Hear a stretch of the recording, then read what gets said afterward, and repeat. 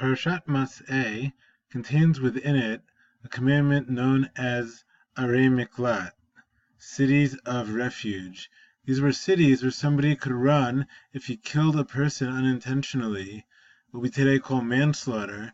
He could run to one of these cities of refuge, one of these Arei Miklat, and then he was considered safe and protected from the next of kin of the victim of the manslaughter who might want to take revenge against him. And the Torah says there have to be 6 of these cities, Sheish Arei Miklat, and that the way to divide them up is 3 of them on the eastern side of the Jordan River, and another 3 in Eretz Canaan, which is the land of Israel today, on the western side of the Jordan River. So, there were 3 cities in the land of Israel, 3 on the other side, spread out evenly. And the Gemara tells us that the cities that were on the eastern side of the Jordan River did not have their status as Arei Miklat until the 3 cities in the land of Israel were also designated as Arei Miklat.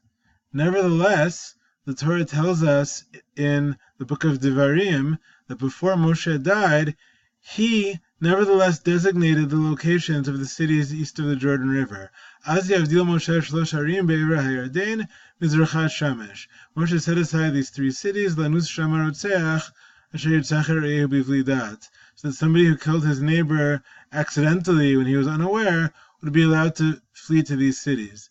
So the obvious question is, why would Moshe, while living east of the Jordan River, designate these 3 cities as Arei Miklat, if anyway they could not function for this purpose until Bnei Israel would enter the land of Israel and designate 3 in the land of Israel? After all, Moshe knew he was going to die before entering the land of Israel. So wasn't it kind of pointless for Moshe to designate these cities on the eastern side of the Jordan River, which would never attain their status as Arei Miklat, as cities of refuge, until Moshe himself would have died?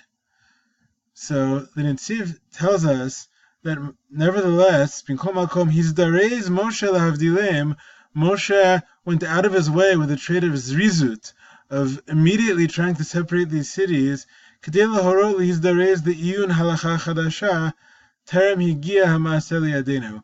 He wanted to teach an important lesson, that it's always important to go ahead and be ma'ayin and study a new halacha before the implementation of that halacha arrives. Because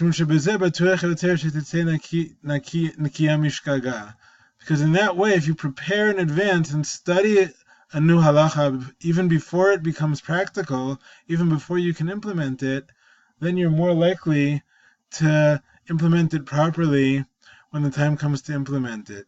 Therefore, Moshe designated these cities knowing that for the time being they're not going to actually have the status of Arei Miklat.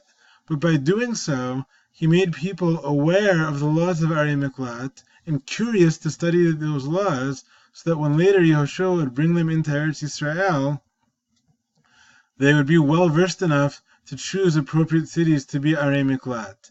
And I think there's a lesson here for all of us within a school community. As parents and teachers, we often have to do things to prepare our students for the future. And so we teach them lessons about life, or lessons about Torah and Halacha, how to live as a proper Jew, which we know that as children they don't yet have the opportunity to do on their own. They're not yet independent.